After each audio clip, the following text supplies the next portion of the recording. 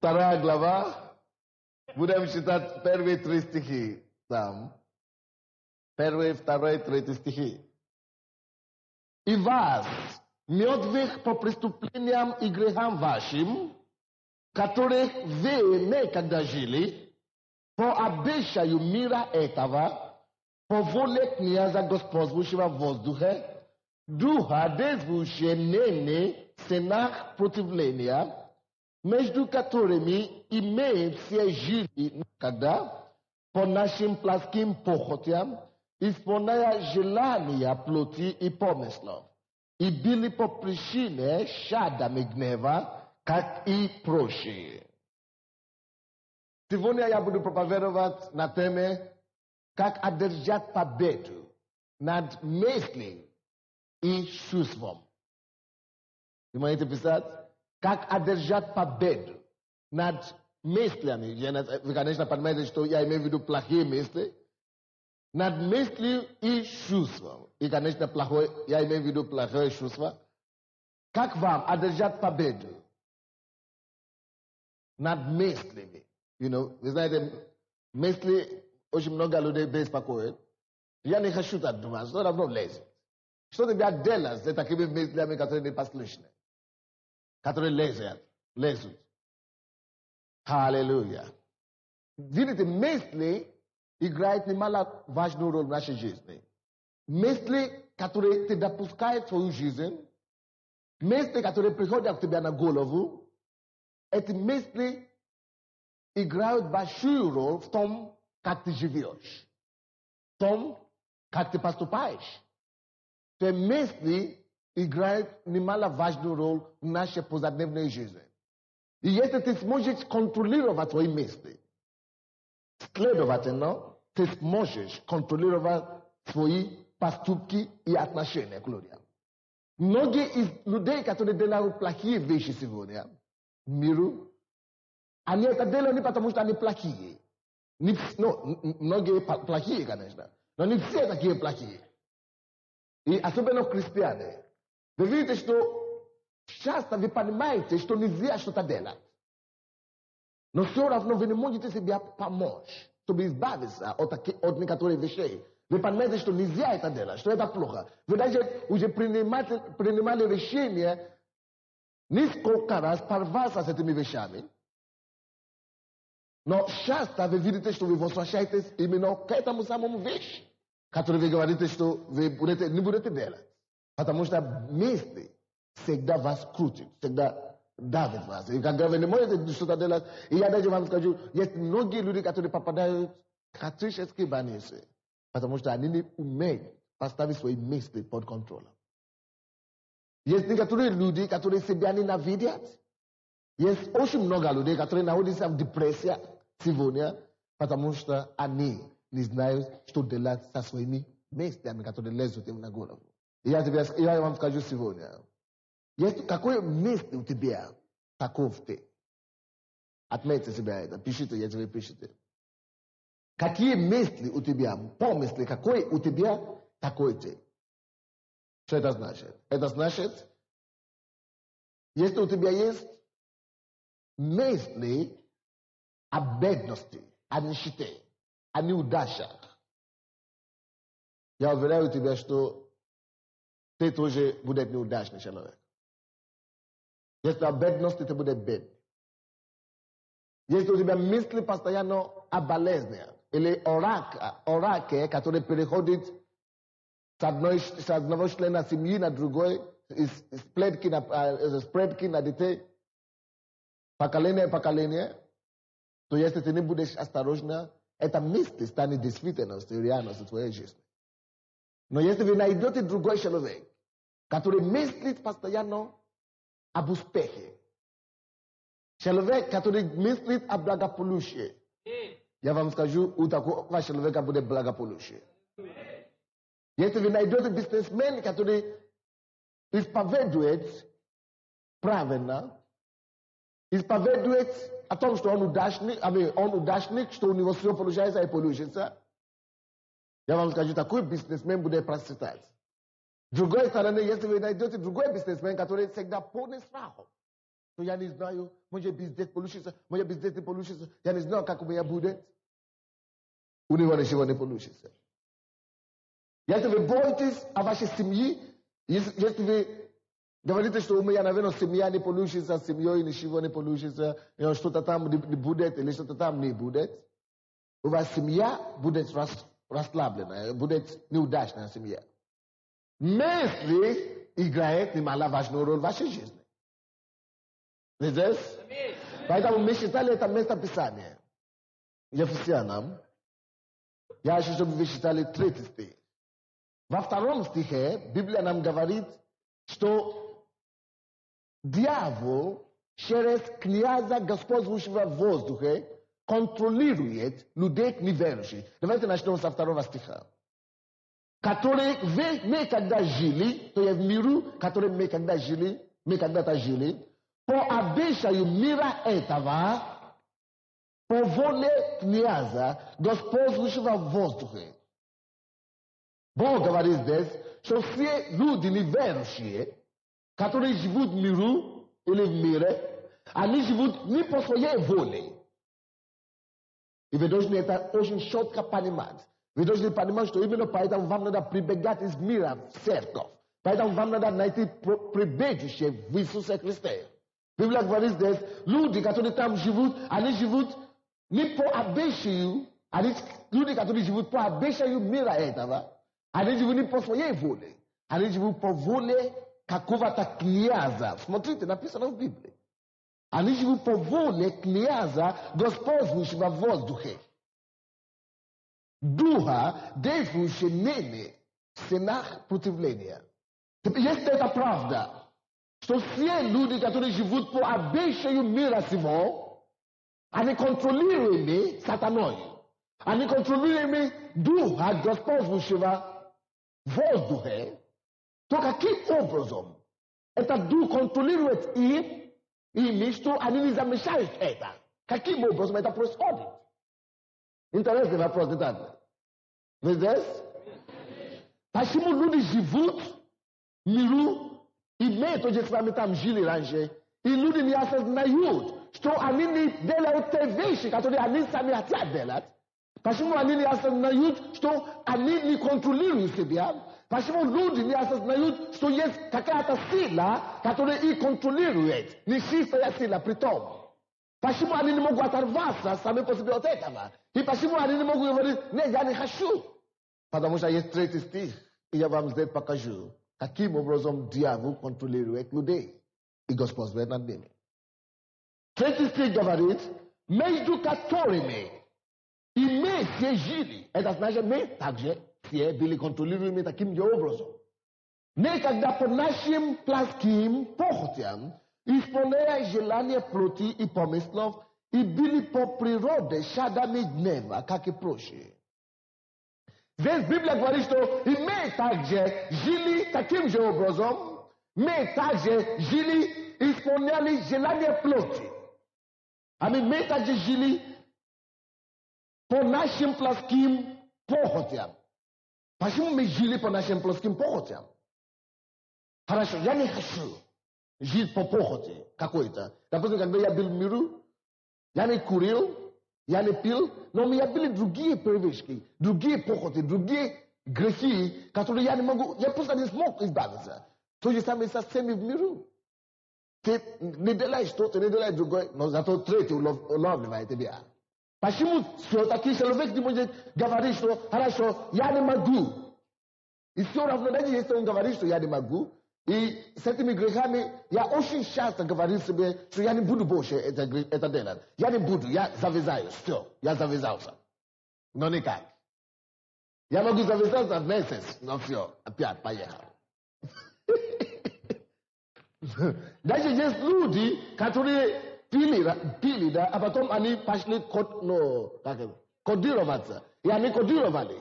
Но даже при кодировке они не получили покой. Даже при кодировке они все кодировали, они все их все равно муши, вместе, всякие вместе. Почему они уже закодировались, вроде бы уже все? Почему все равно не могут полностью освободиться от этого? 30 говорит, люди живут по похотям, когда люди живут по похоти, что они исполняют желание чего-то или кого-то. Мало что они исполняют желание Господнего Духа, но это делается через чего-то. Давайте посмотрим, исполняют желание плоти и помыслов. Это когда вы крадите что-то. Почему вы крадите? Потому что есть мысли. Вы исполняете красть, это уже результат мысли, которые были там. То есть, когда вы крадете что-то, вы исполняете желание не самого себя. Потому что ваш внутренний человек, ваш дух не хочет красть. И вы знаете, ваш дух не хочет красть, но в это время вы исполняете желание помыслов. Написано, исполняющее желание плоти и помыслов. И это уже помыслы дают сигнал эти плоти. Все начинается с помыслов. Поэтому, скажите, ваш ум, это есть битва сражения, поле сражения. Ваш разум есть поле сражения дьявола. Там происходит все то, что будет с вами. Единственный способ, каким владеет дьявол управлять людьми, то есть он есть господствующий в воздухе, так? Но каким образом он управляет людей? Через помыслы. И плоти, конечно. Но мы будем говорить сегодня о помысле. Именно о самый сильный его способ управления людьми. Каким образом дьявол исполняет его желание его сердца здесь на земле? Через помыслы. В Галатах здесь. Поэтому Библия говорит в 3 стихе, между которыми и мы жили когда-то, по нашим плотским похотям. Почему мы жили по похоти, нашим плотским? Почему я начинаю пить, потому что мне хочется? Ты говоришь, почему вы курите? Хочется. Почему вы пьете? Я не знаю, хочется. Почему ты изменяешь мужа? Я не знаю, я даже не хочу. Или жену, хочется. Вот это слово хочется. Что так скрывается там? Знаете, что я вам сказал, что скрывается там? Это диктовка помысла. Ты не можешь делать что-то тебя толкает. Потому что в разуме ты уже все разработал. То, что осталось, это только выполнение того, что уже ты разработал в голове. Поэтому люди живут по нашим похотям, по похотям и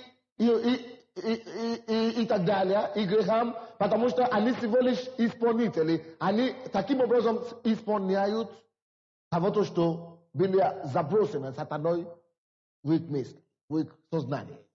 То есть сатана, не забудьте, если вы забудете все то, что я скажу, не забудьте это. Сатана управляет людьми, миру, церкви. Он старается управлять людьми он может управлять людьми только через помыслов. А потом, когда человек продолжает это делать, исполнять это потом проникает с головы вниз чуть-чуть, проникает в сердце. А когда это уже входит в твое сердце, ты уже автоматически начинаешь это делать. То есть это уже стало частью тебя. Вы понимаете, о чем я? То есть не сразу дьявол не имеет непосредственный доступ к твоему духу. Дьявол не имеет непосредственный доступ к твоему сердцу. Сначала он пускает все его мысли, все его действия через твой ум, через помыслы. Когда ты уже принимаешь помыслов, и ты начинаешь исполнять это автоматически, это пускает ниже, это становится частью тебе, потому что это уже вошло в твой дух. Но Бог действует иначе, именно противоположно. Каким образом Бог достигает вас? Каким образом Бог достигает меня? Бог достигает нас наоборот. Бог начинает тебя говорить через сердце. Начинает из духа, а потом из дух дает информацию уму. Вы понимаете? Наоборот. Потому что Бог есть дух, он общается своим духом. А потом твой дух посылает это. Поэтому к римлянам 10:10 Библия говорит, ибо если ты сердцем будешь веровать праведности, то уста исповедуются о спасении. Видите, ты должен сердцем это начинается. Бог начинает работать откуда? А потом посылает его куда? Разум, а потом ты поступаешь. Поэтому, если ты очень слышишь, то тебе говорит, проверь, откуда это идет. Отсюда или отсюда. Потому что даже если ты раньше был, если этот грех или эти мысли уже был частью тебе, да, раньше, когда ты приходишь к Иисусу Христу, Бог начинает обновлять свой дух. Поэтому никакие информации там уже нету. От дьявола. Он уже стер. Теперь, как дети Божьи, как знать, если это голос Бога или это голос дьявола, вы слышите? Если это идет отсюда, тогда это дьявол. Если это отсюда, тогда это Бог. Не только от дьявола, иногда это может быть от вас, от вашей плоти тоже. You know. Амен. Поэтому Бог говорит, дьявол, Бог, века сего, управляет людьми, которые не верят в Иисуса Христа, которые живут в мире, которые поступают по обещанию мира сего. Все люди, которые живут как правило, как все, не служат Богу, они живут по обещанию мира сего, и Бог говорит, воистине они живут по воле кого-то, князя, Господь высшего воздуха. Каким образом они даже не знают это, потому что это идет через их собственный разум. Аминь. Теперь давайте вернемся к теме.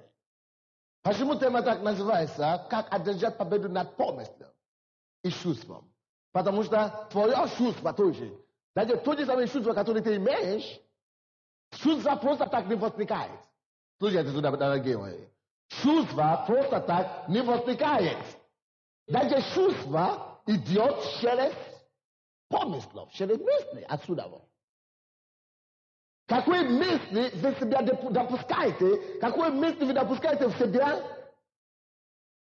если вы остановитесь на этом мысли, если вы будете разработать эти мысли, это вам обязательно даст какое-то чувство. Поэтому, если вы пишете, вы можете рисовать себе такое. Человек и две нога, и две руки. И в его голове напишите там мысли, а потом мысли порождает, рисуйте сюда, мысли порождает чувства. Так, чувства. А потом от чувства идет, чувство порождает поступки. Или отношения людям. Мысли какой-то. Поэтому вы должны просеивать, просеивать мысли, которые вы пропускаете в вашу голову. Но ты говоришь, я хочу, но я не могу. Поэтому мы проповедуем об этом сегодня.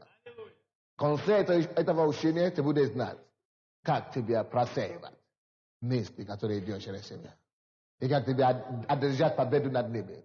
Поэтому, если ты не пишешь, тогда закажи кассету. Аллилуйя.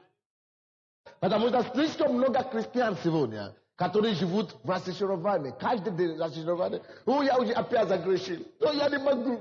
Не получается у меня никак. Почему? Потому что они не знают, как одержать победу над плотью, над мыслями и над чувством. То есть, мысли, которые ты допускаешь в голове, порождают чего? А чувства порождают чего? Поступки. И я вам хочу что-то сказать. В принципе, вы не можете избавиться от мыслей до конца. В принципе, вы не сможете избавиться от мыслей. Знаете почему? Потому что у вас есть глаза, у вас есть язык, у вас есть уши, у вас есть, что еще? 5 чувствительных органов. У вас есть нос, а потом у вас есть ручки, молодец. Потому что у тебя есть вещи в себе, которые вызывают. И когда твоя рука касается что-то, это создается какое-то место у тебя в голове. Когда ты видишь что-то, мысли образуются в своем мозге. Когда ты нужно что-то там появляется. Тем более, когда ты пробуешь что-то. И даже когда ты слышишь что-то мысли какие-то образуются. Да, конечно, ты можешь избежать от некоторых вещей, которые ты слышишь. Ты можешь, Псалом, первый Псалом говорит, что не образуйтесь нечестивыми. Первый Псалом. Да, ты можешь убежать от некоторых вещей. Да, ты можешь выключить телевизор, что я не буду смотреть телевизор. Но кто из вас знает, что все равно ты не убежишь от всего? Алло? Даже если ты уйдешь в монастырь, ты не уйдешь от всего. Даже в монастыре есть искушения. Алло?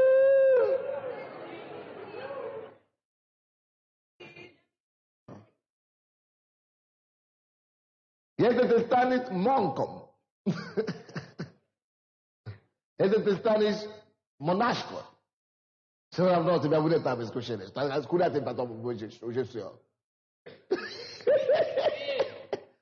Потому что даже там, ты не смотришь телевизор там, ты не слышишь радио там, но все равно что-то будет проникновать. Аминь? Поэтому лучшее решение – это знать, как одержать победу над теми местами, которые идут к тебе. Аллилуйя. Поэтому давайте, пожалуйста, откроем вместе с вами. Так, здесь сначала откроем. Откроем Бытие, 11 глава. Бытие, 11 глава, 6 стих. Это я хочу вам показать, что... Как можно это говорить? Напишите себе этот принцип. Вы должны это тоже знать. Что imagination, и как это по-русски будет? Imagination is stronger than your will. Это по-английски. Помышление сильнее твоей воли. Пишите там. Помышление сильнее воли. Помышление. На чем вы мечтаете, сильнее даже вашей воли иногда. Вы поняли, что я говорю? То есть вы не хотите это делать полностью, все, завязался, как говорится. Но потому что мысли есть у вас в голове, потому что помышление идет, вы не будете знать, когда автоматически нарушается ваша воля. Вы здесь? Я вам это докажу в Библии. 11:6, Бытие. И Господь сказал, вот один народ и один у всех язык. И вот что начали они делать, и не отстанут они от того, что задумали делать. Видите, Бог здесь говорит, вы помните ситуацию, историю это, вы знаете историю? Это когда люди построили Вавилонская башня. Что за башня, которая говорит, что мы достигнем Бога, мы построим себе башню, и мы будем как Бог, мы доберемся до Бога. Заметьте себе, пожалуйста, что здесь, что Бог сказал, что то, что они задумали делать, никто не может им остановить. То есть, они не могут остановить. Они сами не могут остаться от того, они не могут переостановить того, что они хотят делать. Они уже задумали делать. Вы видите, на самом деле, они, может быть, знают, что это грех. Что им это не удастся. Они не хотят это делать. Но Бог говорит, потому что они задумали. Алло? Потому что они задумали уже это, над этим. Они уже размышляли об этом. Это уже их воля. Уже была нарушена. Поэтому единственный способ, как Бог мог их приостановить, это рассоединить их. Или уничтожать их. Поэтому это должен вам подсказать что-то. Что помышление сильнее воли. Следовательно, nada unistojat mesli kak to kasto ani vchody waszego głowy, ili wasz To jest nedzia, perwy sposób, perwy put, nasa bras, nas mesli ami, eta ni pomyśleć nad, ni żelate nie myśli. Nie pomyślajcie. Ja wam расскажу, как это работает. Кто-нибудь из вас когда-то смотрел телевизор? Фильм какой-то, художественный. Когда-нибудь смотрели? Смотрели. Я вам просто хочу показать силу помышления. Обычно идет сюжет какой-то. И, возможно, они могут показать такой сюжет, что женщина и мужчина, они держат себя, друг друга, и начинают раздеваться. Может быть, они разделись до вот так. А потом кадра переключается в другой сюжет, другой кадр. Они уже начали целоваться и так далее. И когда они переключились, другое это самое, вы знаете, что психология говорит, эти люди, которые создают фильмы, они понимают, что это психология. Они, может быть, на самом деле ничего уже не делают. Уже все перестало, но они поставили вас в такое положение, чтобы вы уже скрутили этот фильм до конца. В своем уме.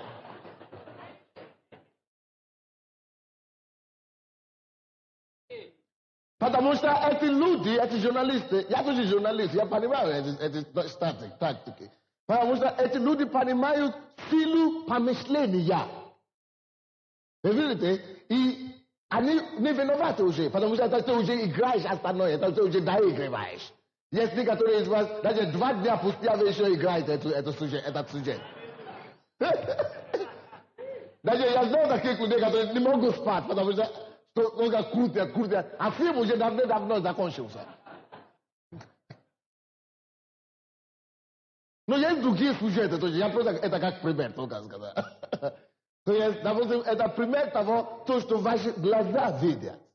Но есть другие примеры таким же образом, когда вещи посылают информацию, посылают мысли вам.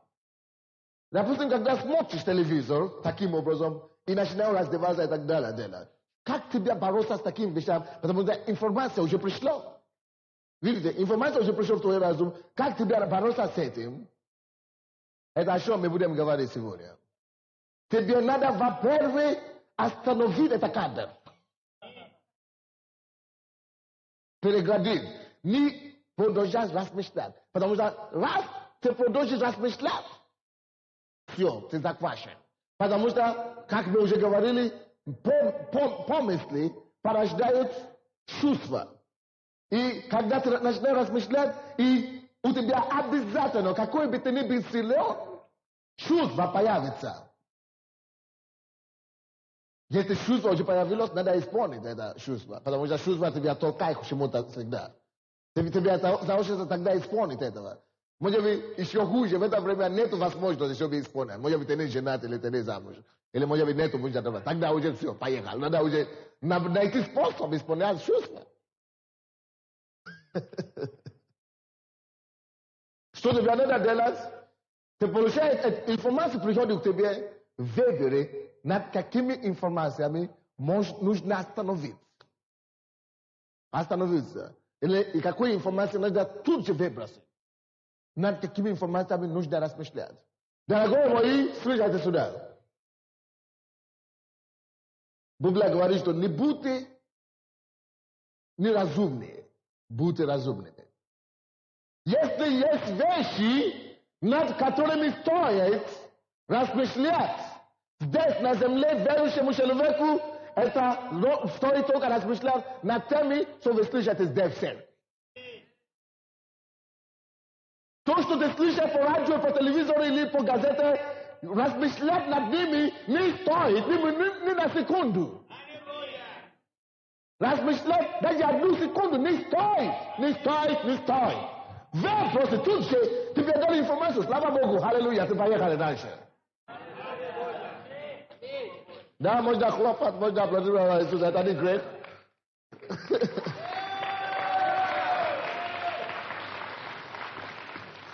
Бытие 11, Shit! Bog sam videl ich.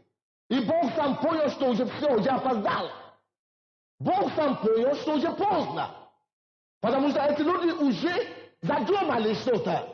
И не просто задумали что-то, это мысли уже порождало чувства. И даже это не остановилось на чувства. И очень часто люди даже не могут остановить чувства. И чувства уже породило действие. И действие, они уже начали строить. Поэтому Бог говорит, что поделать? Не придется только их рассоединить и все. Дорогие мои, если ты позволишь мысли, неудачные мысли, негативные, отрицательные мысли завладеть свой ум, отрицательные мысли, напишите себе это, все отрицательные мысли, все негативные мысли, все угнетающие мысли не от Бога. Бог не хочет тебя угнетать, дорогой мой. Бог хочет тебя обманывать. Бог хочет тебя поменять настроение. Потому что Бог знает, что если, допустим, Он тебя даст, или кто-то тебя даст отрицательное, допустим, кто-то подошел к тебе и говорит, у тебя никогда ничего не получится, ты неудачник. Ты уже слышал это, что у меня ничего никогда не получится? У меня никогда не получится. И ты начинаешь думать об этом. Думать об этом. Все вещится там, крутится там. У меня никогда ничего не получится. У меня никогда... И мысли порождают чего? Чувства. Такая мысль, допустим, что у меня ничего никогда не получится, я буду неудачником. Что это может порождать? Депрессию, уныние. У меня ничего не получится. Равнодушие. И многие из вас, вы находитесь в ваше положение сейчас, вы находитесь там, где вы находитесь сейчас, потому что вы допускали когда-то мысли такие в вашей жизни. Поэтому ничего не получится, ничего не получается. Депрессия, папа. Потому что мысли всегда порождают чувства. Поэтому посмотри на твою жизнь, посмотри, в каком состоянии ты находишься сейчас. И что за мысли привела тебя к этому состоянию. Потому что ты размышлял над ними. Дорогие, это не просто доведет тебя до уныния и до депрессии, но депрессия тоже порождает действие или бездействие.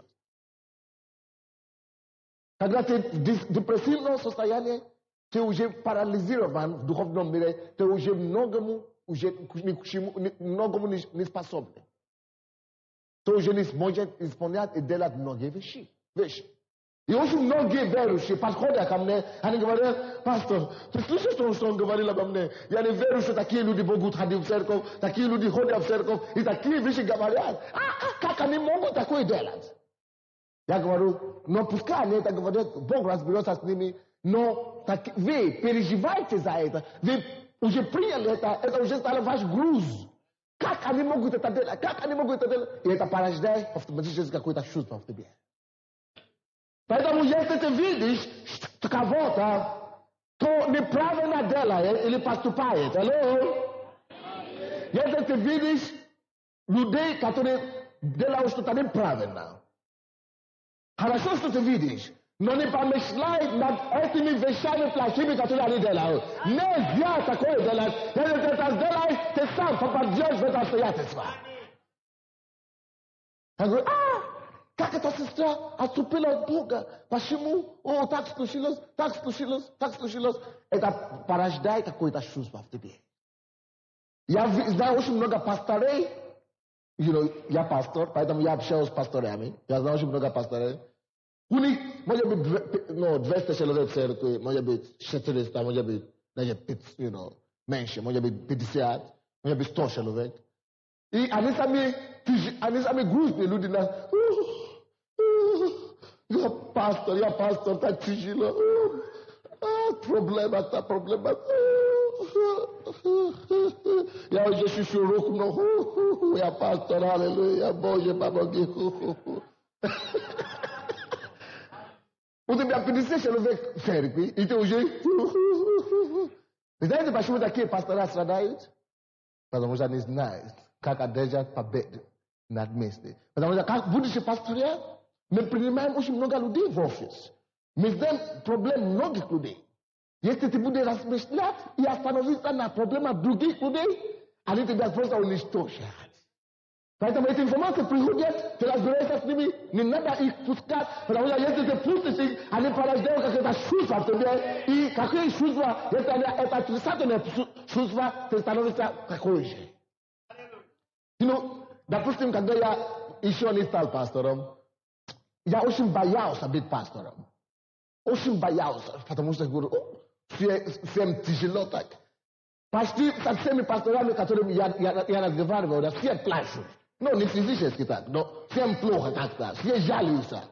Как будто это не самая лучшая профессия в мире. Для меня это самая лучшая профессия в мире.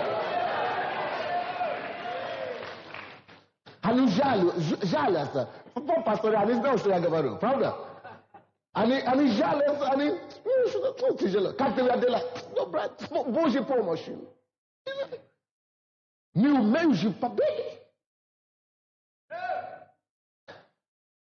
И я сказал, теперь, когда я уже пастор 3 церквей, я могу сказать, я это сделаю. Я напишу книгу. Как быть пастором без слез.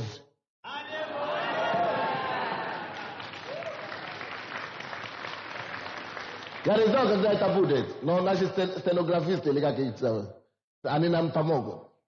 Я напишу одну книгу. Как быть пастором без слез.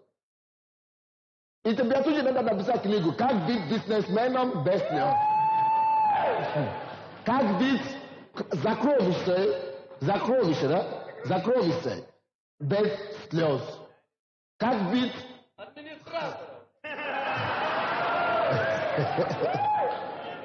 Но тебе сначала надо перестать плакать сначала.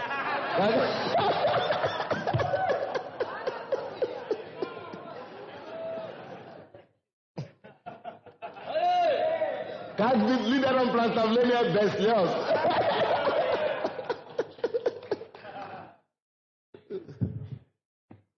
Серьезно. Потому что люди пропускают все разные мысли в себе, и они позволяют тебе размышлять над этими вещами.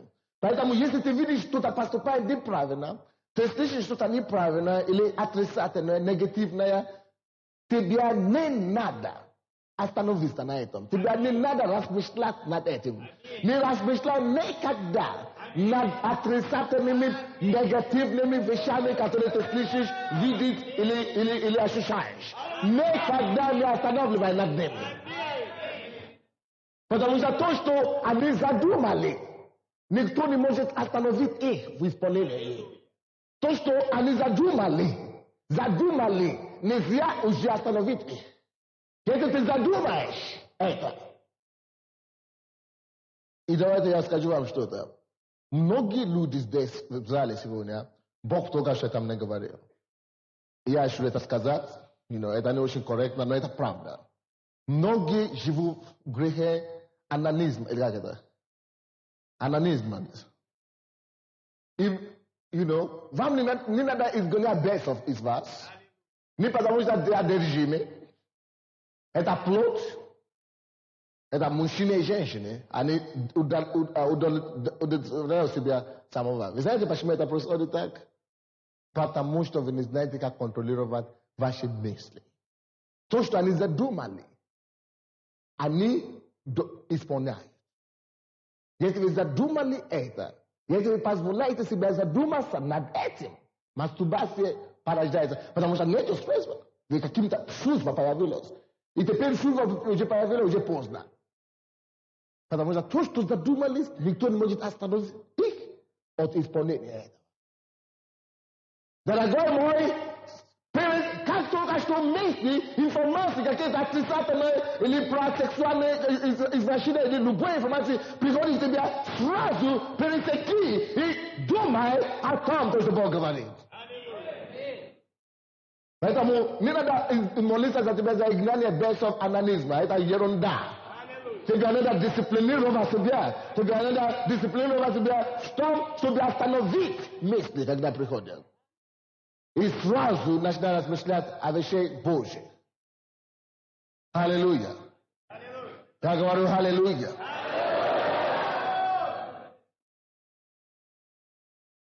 Аминь. Давайте откроем Ефесянам. Мысли, наш ум очень важно, и нам надо защищать наш ум. Аминь. Потому что там дьявол может превратить наш ум в поле сражения. Поэтому нам надо сохранить наш ум, то, что мы слышим, то, что мы видим и так далее, потому что чтобы это не стало поле деятельности дьявола. Ефесянам 4, 22 по 24 стих. Отложить прежний образ жизни ветхого человека, изливающего и в обольстительных похотях, а обновиться духом ума вашего и облечься в нового человека, созданного по Богу в праведности и святости истины. Видите, когда Библия говорит, чтобы мы отложили вечного человека и оделись нового человека, центральный стих там, центральный в этом, том, чтобы отложить старого человека и облечься в нового человека, центральный роль там играет нашего ум. Поэтому ум ваш может быть обновляться именно Духом Святым. Позвольте Духу Святому, чтобы Слово Божие и Дух Святой занялся ваш дух, ваш ум, чтобы ваш ум был занятым Божьим вещам. Аминь. Каким образом это делать? Каким образом то, что написано здесь, обновить ума духом? Каким образом вы можете духом обновить ваш ум? Я вам покажу практически, как это. Это через слово, но вам надо это видеть слово Божие. Колоссянам, откройте, пожалуйста. Колоссянам 3:16. Колоссянам 3:16. Колоссянам 3:16-17. Слово Христово да селится или селяется в вас одино.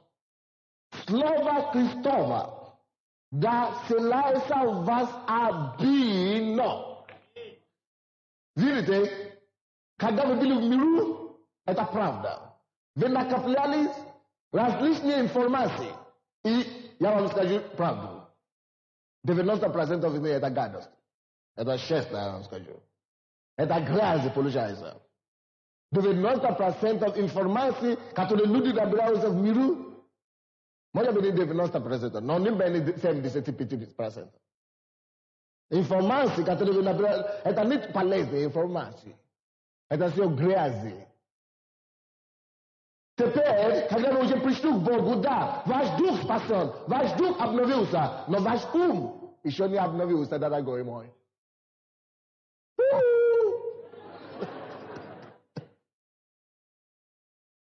А Бог говорит в том, чтобы одеться в нового человека, в том, чтобы облечься в новым человеком и отложить старого человека, что в этом играет роль наш ум.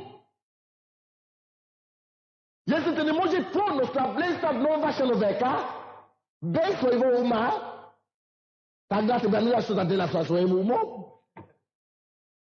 Серьезно? Бог говорит, облечься в нового человека, и он говорит, обновляя ума вашего Духом Святым. Это значит, ты не сможешь полностью облечься в нового человека, если ты не обновишь свой ум. Да, надо заняться, о чем-то надо и думать. О чем-то надо продолжать думать. Потому что твой ум привык работать. Возле того-то Библия здесь и говорит, Колоссянам 3 глава 16 стих, чтобы после того, как вы приходите ко Христу, у каждого человека есть задача для себя. Какая задача? Наполнить свой ум Словом Божьим. Слово Христово, да селается у вас обильно, да селается в вас, ваш ум, наполните свой ум Словом Божьим обильно, не просто немножко, обильно, исполните Словом. Слово Христово, да селается у вас обильно. Со всякою премудростью. Научайте и разумляйте друг друга псалмами. Это значит, вы можете также обновить себя через псалмы. Не только себя, но и других. Это значит, когда Слово Божье обильно селяется у вас, вы начнете автоматически петь. Вы идете в трамвай и вы поете. Вы одна дома или один дома, и вы говорите, аллилуйя, аллилуйя, шея слова и так далее. Вы просто поете, ваш дух поет. И, дорогие мои, тебе надо петь не только себе, тебе надо начинать петь другим. Потому что Библия здесь говорит, что надо дайте себя, и других, и друг друга. Начинайте друг друга псалмами. Поэтому не просто скройте, да, не скрывайте, когда вы поете себя. Да, слава Богу. Говорят, что пускай все придут в группу прославления, они готовы вас принять. То есть Библия говорит, что мы не только пели друг другу, но мы даже начали воспевать друг другу. Не стесняйся, что ты поешь. Псалмами, словословием и духовными песнями. Во благодати воспевая в сердцах ваших Бог. Друг другу и в сердца наши. 17 стих. И все, что вы делаете, словом или делом, все делайте во имя Господа Иисуса, благодаря через Него Бога и Отца. Все мысли, которые приходят к тебе, каким образом тебе проверять, держать их при себе или сразу отчесть. Что тебе надо делать это мысли, это идея, благодарить он Бога, благодарить. Прославляет ли это Иисуса Христа? Прославляет ли это Бога? Делает ли это честь? Не только мне, но Богу. Есть много вещей, которые тебе делают честь, делают тебя большим, выглядит хорошим, но Богу это не делает честь. Всякая мысль, которая приходит к тебе, задай себе этот вопрос. Через это пропускай его. Через это пропускай. Прославляет ли эта мысль?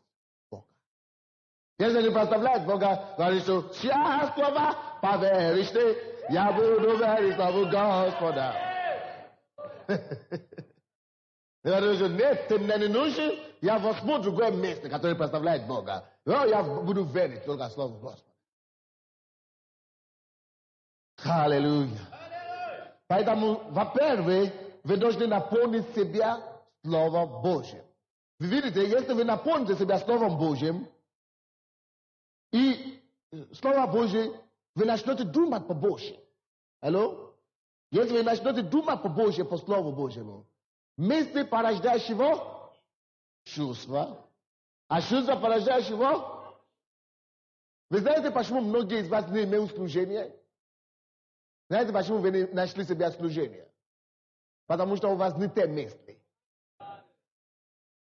Если вы селяете в себя Слово Божье до изобилия, у вас всегда будет только чувства, и вместо того, Господь, дай мне служение, вы будете с утра до вечера молиться Бога, чтобы Он дал вам служение. Поэтому, когда я подхожу к кому-то, я говорю, вы какое служение несете в церковь? Он говорит, что, никакое. Я сразу пою, что это человек не духовный. В нем не живет Слово Божье. Потому что если Слово Божье живет в нем, селяется в него до избытка, это слово порождает мысли о том, что надо больше служить Богу. Надо посвятить себя Богу. И если это мысли есть, если чувство это есть, это мысли порождают чувства, если чувство есть, будет делать. Ты всегда будет искать, чтобы делать что-то для Бога. Поэтому в конце служения сегодня, если у вас есть эти мысли служить Богу, чем-то служение, подойдите, пожалуйста, к лидеру, они будут здесь ждать. Tosto есть, которые занимаются этими делами.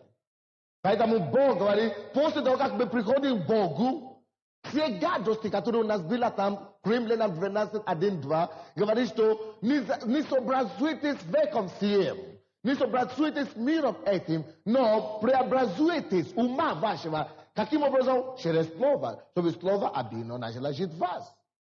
И если у вас будет слово, у вас, ваши мысли будут только мысли, которые соответственны чему? Слову Божьему. Потому что слово в вас обильно. Поэтому мысли, потому что слово дает мысли. И мысли, которые у вас будут, тогда будут только мысли, которые сообразуются с словом. Следовательно, ваши чувства и ваши действия. Откройте, пожалуйста, Притчи 23. Притчи 23 глава. 7 стих. Притчи 23, 7. Потому что каковы мысли в душе его, таков и... Чего? Какова мысли в душе его, в уме его, такова и он. Смотрите сюда. Все. Поднимите ваши головы. Какова мысли у человека, таков он. Теперь, какое мысли у тебя?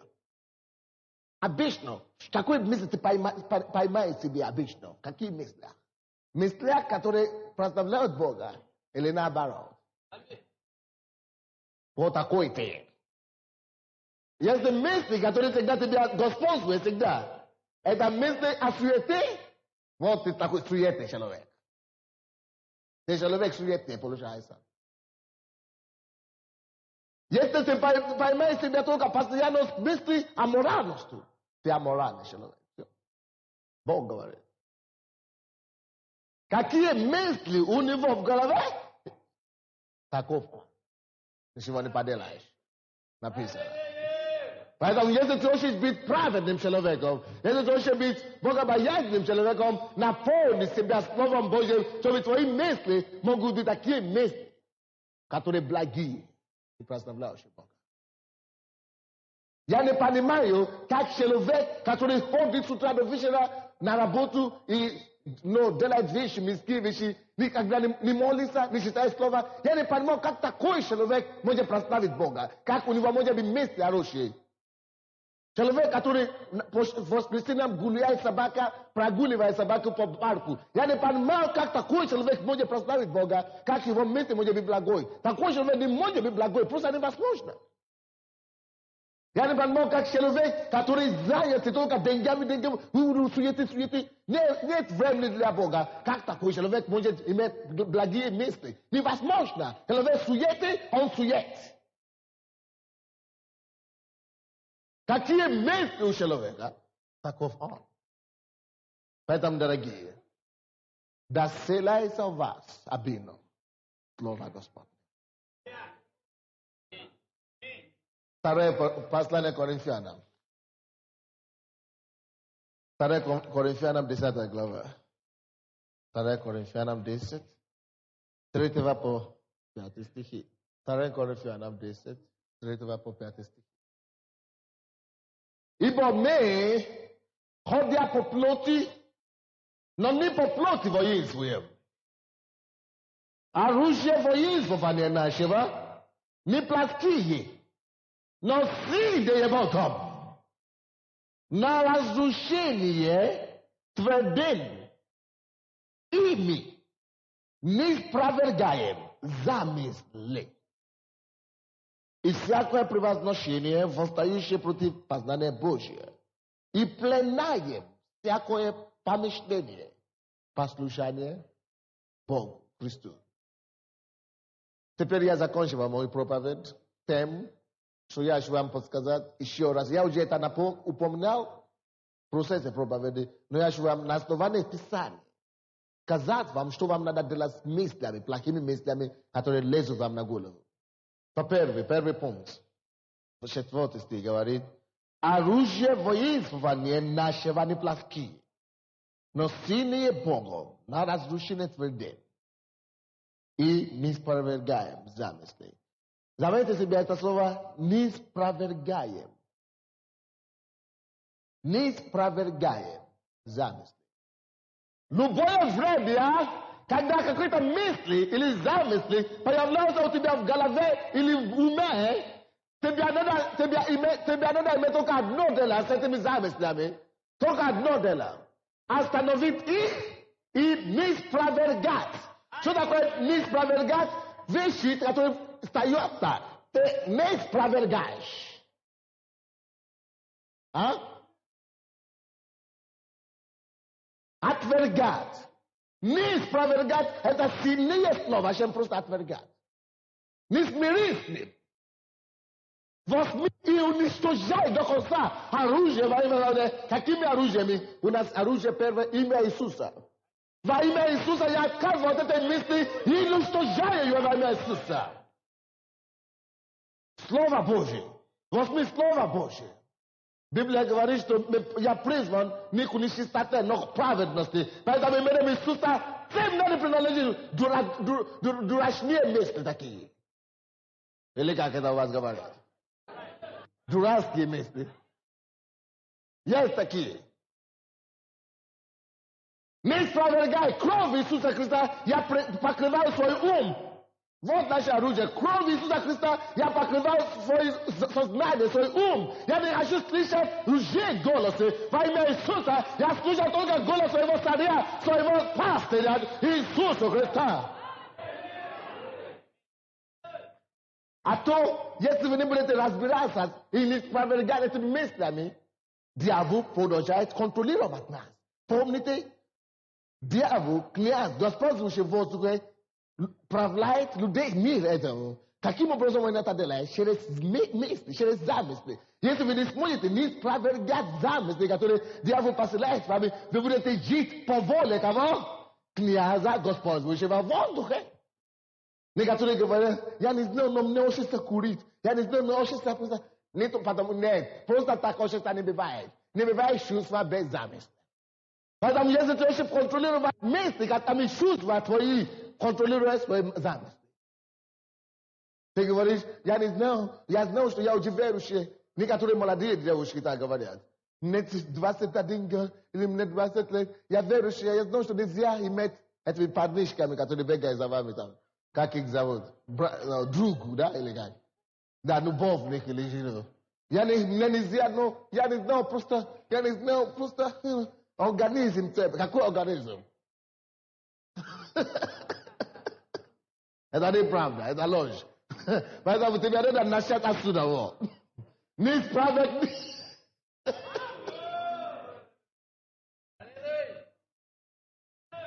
Это неправда. Во имя Иисуса Христа я новое творение. Во Христе Иисусе я прославляю Бога в своем храме, потому что тело мое – это храм Духа Святого. Я не курю, я не наполняю свое тело дымом, я не пью, потому что храм Божий живого. Ими не спровергаем. Что значит не спровергать? Допустим, кто-то говорит, иди смотри на эту красивую девушку. Или иди украсть это самое. Я говорю, дьявол, именем Иисуса Христа, это не мое. Я спасен, она вообще мне недостойна. Она из другого царства, она из царства тьмы. Я над этими вещами. Я больше просто. Больше всего-навсего. Я просто над. Прелюбодеяние блуд – это не качество Божие. Это качество для сатаны, а я дитё Божие. Поэтому во имя Иисуса вон. Я просто, что значит не спровергать? Ты просто отложишь это, просто даже не задумывайся, даже на секунду. Просто все. Слава тебе, Господи. Первое, что надо делать с такими мыслями, которые приходят к тебе, не спровергай, не спровергай. Не спровергай. Я не знаю еще, когда я смогу проповедовать над этой темой, но вам это надо. Поэтому, если вы мудры и умны, возьмите кассеты, аудио или видео. Сразу после служения будет аудио уже готовы. E video budu patom, zakajide se bia patom, moja vitu kashenet gor ya budu shitata ku propa vedesha. Moja bi vapshene, ya kuto was na. Paidamu ni pas volte diavolo ustроит превратит ваш ум в поле сражения. Если вы начнете думать, есть некоторые люди, которые сидят на одном месте, они, Саша, задумались, у меня такого не бывает, серьезно, спросите у моей жены, у меня такого не бывает. Я не могу сидеть на одном месте, только чтобы...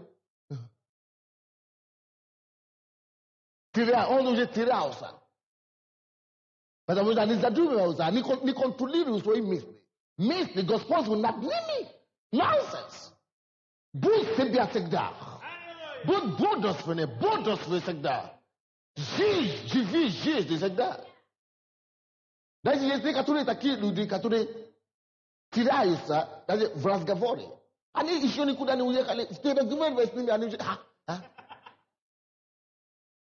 Не контролируй себя. Их дух не контролирует их. Твой дух должен быть в контроле всегда. Один, это по секрету я вам это говорю. Но я все равно не назову, кто это такой. Один пастор только что приезжал ко мне домой, и со мной разговаривал. У него машина, он водит свою машину. И говорит, ты знаешь, я чуть не упал. Я говорю, что случилось? Потому что я вожу свою машину, и я вижу эту девушку красивую, она останавливает машину. А я говорю, о, такая красивая, я остановлю, я возьму ее. И я остановил машину, и его вел. Я уже чуть-чуть не заехал к чужой, только говорю, что я делал, я пастор.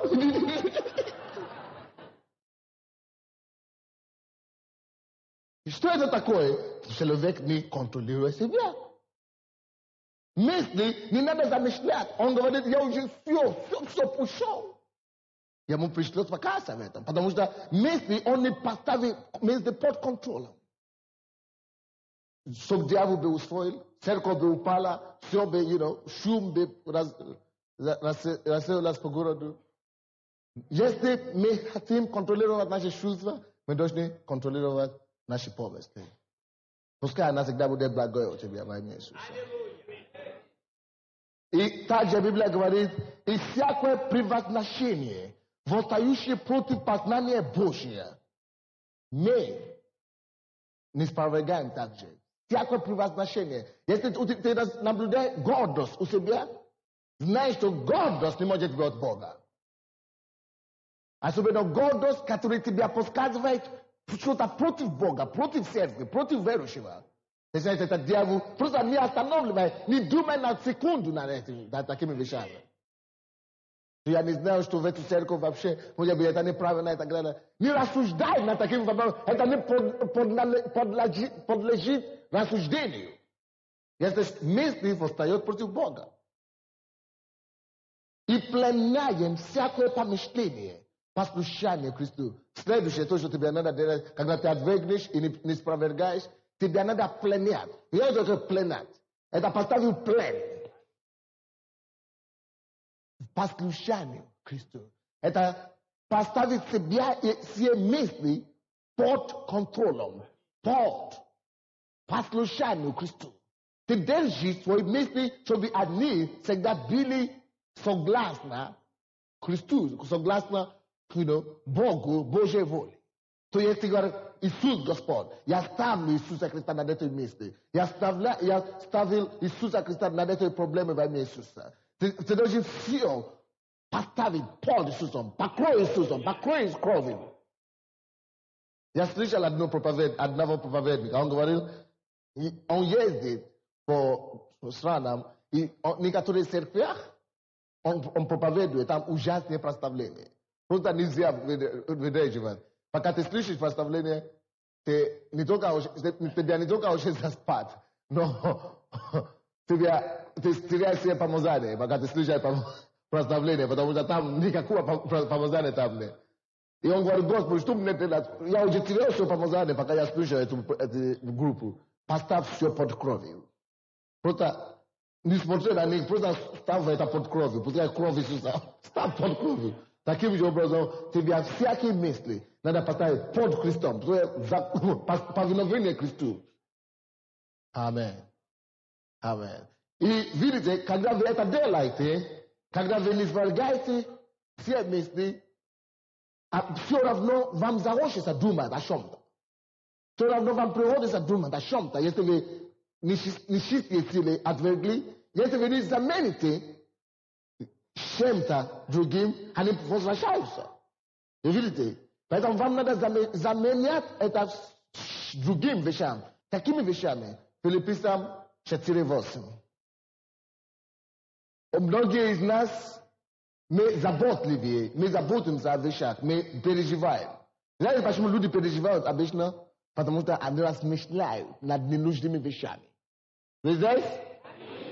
Они размышляют над страхом, размышляют над боязнью, размышляют над вещами, которые не от Бога, которые не в послушании Христу.